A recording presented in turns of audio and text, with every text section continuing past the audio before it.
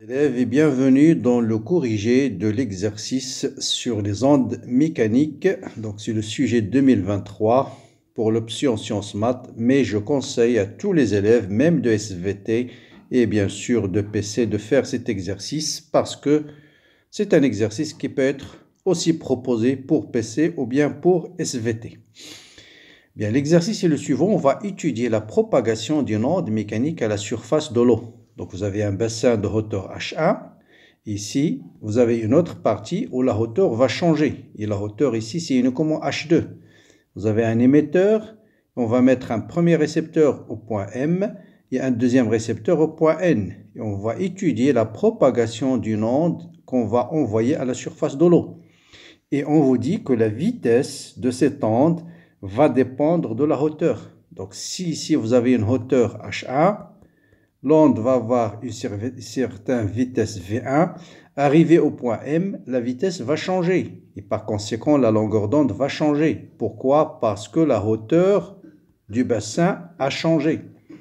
Donc, voilà l'objectif. Et on vous donne la longueur L ici. On vous donne la longueur L1 de là à là. Voilà les données. Et bien sûr, L est connu, L1 est connu. Donc, on vous répète, vous avez un émetteur au point S qui va envoyer une onde à la surface de l'eau. Et on va essayer de mettre un récepteur au point M et un récepteur au point N. Et voilà, on vous donne l'élongation du point M, c'est celle-là en noir. Donc, au point M, donc voilà l'élongation du point M en fonction du temps. L'élongation du point N en fonction du temps.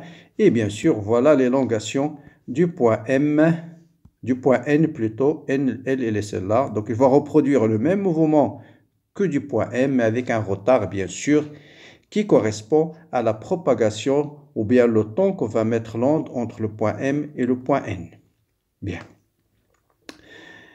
Donc, je peux vous dire une question supplémentaire. À t égale à 0, quel était le mouvement de la source? Est-ce que c'est vers le haut ou vers le bas? Bien sûr, je vous laisse le soin de réfléchir un petit moment. Donc, pour répondre à cette question, il suffit de voir que, ou bien de dire que le point M reproduit le même mouvement que de la source avec un retard temporaire. Et vous voyez bien que le point M commence à descendre. Donc, à t égale à 0, le mouvement de la source était vers le bas. Bon, ce n'est pas une question qui apparaît ici. Bien. Donc, on vous dit, voilà comment varie la vitesse avec la hauteur. Donc, la vitesse, c'est racine carrée de g fois h. Donc, si on change la hauteur, si la hauteur change, je passe du milieu 1 à milieu 2, la vitesse va changer. Et par conséquent, la longueur d'onde va changer. Voilà l'idée de l'exercice. Bien. Question 1. Déterminer le retard entre le point M et la source. Entre le point M qui se trouve ici et la source. Ça, on va le déterminer d'après la courbe. Donc, la source l'onde démarre de la source à t égale à 0. Entre 0 jusqu'à cet instant-là, vous voyez bien que le point M était au repos. Donc, taux, c'est cette longueur-là, c'est ce temps-là. Donc, graphiquement, vous voyez bien que taux, c'est égal à 7,5 secondes. Vous avez 2,5, 5, plus 2,5, ça fait 7,5 secondes. Ça, c'est juste graphiquement. Bien. Encore par rapport à S et en déduire la profondeur H. Maintenant, connaissant le retard temporaire, on va déterminer la hauteur H. Or, H apparaît dans la vitesse. Donc, il faut d'abord déterminer la vitesse. Donc, d'après cette courbe, on connaît taux. Or, on nous donne la distance L1. Donc, pendant L1, l'onde a fait 7,5 secondes, donc je peux déterminer la vitesse. Donc V1, c'est SM sur taux. Donc, qui est en même temps racine carrée de G fois H. Bon, H, on va le noter, garder les notations H1, donc fois H1. Voilà, fois H1. Voilà, on connaît G, on connaît SM, on connaît taux. Donc, on peut déterminer H1. Donc, je lève ça au carré, égal à G fois H1. Donc, H1 est égal à 1 sur G fois la distance SM sur taux. Donc, G égale à 10. La distance SM, c'est 30 mètres. Taux, c'est 7,5 secondes. Vous faites l'application numérique et vous allez trouver 160 cm. Bien. Même question. Voilà, question numéro 1. Déterminer H1, calculer H2. Donc là, il faut surtout ne pas dire, bon, que H2, par exemple, que V2, il faut pas, pour H2, hein, il faut utiliser juste ce domaine-là, hein, parce que la vitesse, je ne peux pas dire par exemple, hein, je vous dis, la vitesse est égale à Sn, donc ça c'est le poids N, sur tau N. Ça, c'est peut-être une erreur que vous faites, tau Sn. Ça, il ne faut pas le faire. Pourquoi? Parce que la vitesse change entre le point S et le point M et entre le point M et le point N. Donc, je vais appliquer juste la vitesse entre le point M et le point N. Donc, voilà. Donc, V2, par définition, je connais la longueur Mn, c'est L moins L1, donc cette distance-là. Et je vais déterminer le retard entre le point M et le point N. Et ça, je le détermine graphiquement. C'est ça. Donc, c'est ça, le retard entre le point M et le point N, c'est ce temps-là. Voilà. Donc, à cet instant, le point N commence à vibrer. Voilà l'instant où le point N commence à vibrer. Donc, ce retard, c'est 16,25. Ce point-là, c'est 5,25 moins 7,5. Donc, 16,25 moins 7,5. Donc, ça vous donne 8,75 secondes. Ça, c'est le retard temporel entre le point M et le point N. Tau. Voilà, tau Mn, graphiquement. Voilà, si je connais tau Mn, je connais la distance Mn, je peux déterminer H2. Et même principe, si je connais H2, je vais déterminer, là on nous dit juste de calculer H2. Donc je calcule directement H2 par cette relation.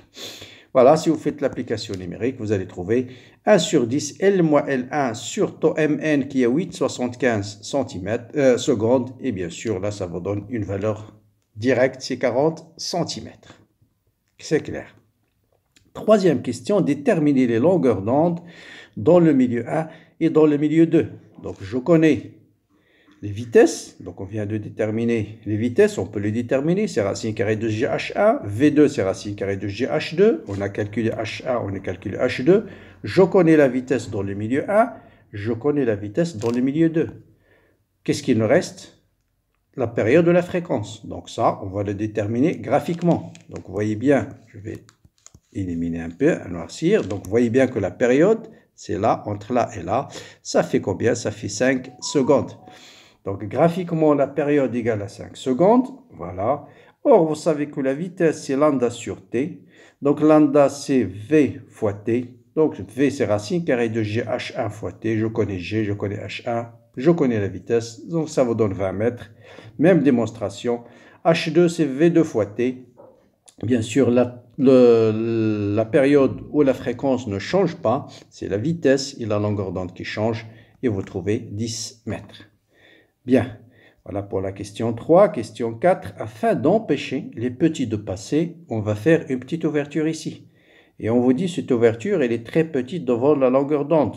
Bon, il peut être aussi de l'ordre de la longueur d'onde, c'est pas de problème. Appelle-t-on le phénomène qu'on va observer ici? Et reproduire la figure 3 et représenter en utilisant l'échelle 1 cm, 10 mètres, 3 lignes de crête de l'onde dans chaque milieu. Bien. Donc on va dire quel est le phénomène, bien sûr, c'est la diffraction des ondes mécaniques.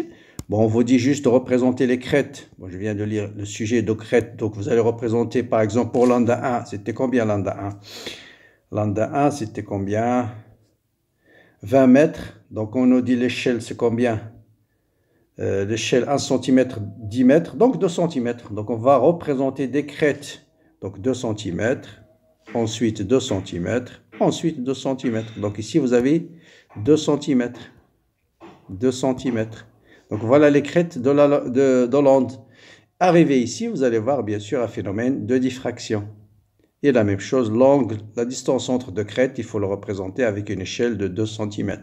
Et c'est le même principe pour lambda 1. Donc, les ondes qui arrivent ici vont avoir un phénomène de diffraction des ondes mécaniques. Donc, voilà pour ce sujet de bac 2003. Maintenant, je vais vous proposer un autre exercice aussi type bac que j'ai déjà posté sur le groupe WhatsApp et que je n'ai pas encore corrigé. Donc voilà, c'est l'exercice que j'ai appelé problème 1 dans le groupe problème 1 bac 2024 l'onde sonore. Donc c'est un exercice aussi très classique. L'exercice est le suivant. On trouve parmi les applications des ondes ultrasonores l'exploration du relief des fonds marins. Vous voyez, c'est le même principe que l'exercice de l'année dernière. Donc, on veut déterminer la célérité d'une onde dans l'eau. Qu'est-ce qu'on va faire? Pour déterminer la vitesse de propagation des ondes ultrasonores dans l'eau immobile dans une conduite horizontale, on y place sur la même droite horizontale un émetteur et un récepteur. À l'aide d'un dispositif approprié, on visualise chacun des signaux. Donc vous avez un émetteur ici et vous avez un récepteur. Et puis on va visualiser l'onde émise et l'onde reçue. Voilà, avec une sensibilité. Lorsque l'émetteur et le récepteur sont séparés par une distance de 72 cm, les deux courbes sont en phase. Voilà la première donnée. On éloigne le récepteur de l'émetteur et on constate que les deux courbes ne restent plus en phase, mais les deux courbes se retrouvent à nouveau en phase pour la 5e fois lorsque la distance entre l'émetteur et les récepteurs égale mi-jauge 102 cm. Donc lorsque le récepteur entre l'émetteur et les récepteurs égale à 102, les deux sont en phase pour la 5e fois. Calculer la fréquence de l'onde, calculer la longueur d'onde et déduire la vitesse. Voilà, première question. Bon, je réponds d'abord à cette question. Donc vous avez des zéros. Au départ, vous avez les récepteurs placés à D0, les deux ondes sont en phase. Je déplace le récepteur d'une distance X et lorsqu'ils sont en phase pour la première fois, pour la deuxième fois, pour la troisième fois, pour la quatrième fois, pour la 5e fois, la distance devient petit d. Bien, quelle est la longueur d'onde? Eh bien, d'abord, d'après la courbe, et vous avez une courbe bien sûr que je déplace. Voilà, d'après cette courbe-là, donc là c'est... Donc ça c'est x égale à d1 d'après cette courbe. Il faut préciser l'axe ici. D'accord? Donc ça, qu'est-ce qu'on représente? D égale à 100 cm. Figure 1. Donc ça c'est en fonction du temps en fait. D'accord? Donc d'après cette courbe, c'est une division. Donc ça c'est en fonction du temps. Donc, on va déterminer la période. Donc, 1, 2, 3, 4. Donc, la période, c'est 4 divisions. Avec cette échelle, 10 microsecondes par division. Donc, c'est 40 microsecondes. Donc, on va déterminer la fréquence. Voilà. Donc, la courbe, vous avez la période, c'est 4 fois une division. Donc, ça nous donne 40 microsecondes. C'est 4 10 puissance moins 5 secondes. Donc, la fréquence, c'est 1 sur T. Il est égal à 25 kHz. Donc voilà pour la fréquence, c'est graphiquement. Maintenant, on vous dit que au départ, les deux sont en phase. Ensuite, ils seront en phase pour la 5e fois. Ça veut dire combien de longueurs d'onde? 1, 2, 3, 4, 5 longueurs d'onde. Donc 5 longueurs d'onde, c'est quoi? C'est cette distance-là, x. Cette distance, c'est quoi? C'est la distance d moins d0. Donc c'est d moins d0, qui est égal à 30 cm. Donc lambda est égal à 5 cm. Je connais lambda, je connais la fréquence, je peux déterminer la vitesse. Donc la vitesse, c'est lambda fois la fréquence. Et vous voyez bien que c'est 1,5 km par seconde. Voilà. Deuxième partie, on veut déterminer le retard en présence d'un bloc de plexiglas. Donc on va mettre ici un bloc de plexiglas, il est là. Donc la vitesse ici va être ce qu'on a calculé, VO, et là la vitesse va changer. Elle va être VP. Question, c'est quoi la question? On fixe, d'accord, on vous donne la distance, l'émetteur et les récepteurs sont à la distance 102. Sur le trajet, on va mettre le plexiglas à une distance D' de l'émetteur. L'épaisseur de ce plexiglas, 45 cm. Sa vitesse dans le plexiglas, c'est 4500 mètres par seconde. Calculer la longueur lambda dans le plexiglas. D'accord, on veut déterminer lambda dans le plexiglas. Ensuite, lambda, quelle est la longueur d'onde lorsque l'onde se propage dans ce milieu-là? Ensuite, déterminer l'expression θ1 et θ2. Delta T1, c'est la durée que met l'onde entre l'émetteur et le récepteur sans plexiglas, puis avec le plexiglas. Ensuite, on déduire le retard temporel sans plexiglas et avec plexiglas en fonction de VE, VP et E. Et en justifiant votre réponse, quel est l'état entre l'émetteur et le récepteur? D'accord? Donc là, ce sont des questions pas difficiles, d'accord? Donc voilà l'émetteur, voilà le plexiglas d'épaisseur E. Donc vous avez D', vous avez D, vous avez l'émetteur. Donc la vitesse, bien sûr, dans la longueur d'onde dans le plexiglas, on va dans la vitesse, la fréquence ne change pas. Donc Donc la fréquence, bien sûr, ne change pas, c'est la même que dans l'eau. Donc la fréquence dans l'eau, c'est la fréquence dans le plexiglas. Ah, il ne change pas. Donc je peux déterminer directement lambda, c'est Vp sur N, ça vous donne 18 cm. D'accord? Bien. Pour calculer delta 1, delta T2, en absence de plexiglas, vous avez un émetteur, vous avez un récepteur. Donc la vitesse, c'est la distance sur le temps, delta T1. Donc delta T1, c'est d sur vitesse dans l'eau. En présence de plexiglas, donc pendant la distance d moins E, c'est-à-dire cette distance-là, voilà, je reviens, cette distance-là, de là à là, plus cette distance-là, c'est quoi en fait? C'est d moins E. C'est d moins E. Cette distance plus celle-là, c'est d moins E. La vitesse, c'est VE. Et puis, plus E. Voilà. Donc, c'est d moins E avec une vitesse VO. Et puis, plus E sur VP. Donc, c'est ça le temps qu'on va mettre l'onde entre l'émetteur et les récepteurs en présence de plexiglas. D'accord? Donc, c'est la vitesse d moins E sur VO plus E sur VP. Maintenant, quel est le retard? Bien sûr, la vitesse dans le plexiglas, il est supérieur à la vitesse de l'eau. Donc, les ondes sonores, la vitesse dans un solide est supérieure dans un liquide. Donc, delta T1 va être plus. Delta T2, il est plus petit que delta T1. Donc, taux, c'est delta T1 moins delta T2. Donc, c'est la distance sur VO moins cette distance-là. Voilà, D avec VO va se simplifier. Vous mettez en facteur et ça vous donne taux égal à cette valeur-là. Après, il suffit de faire des applications numériques. Vous allez trouver 2 puissance moins 4 secondes.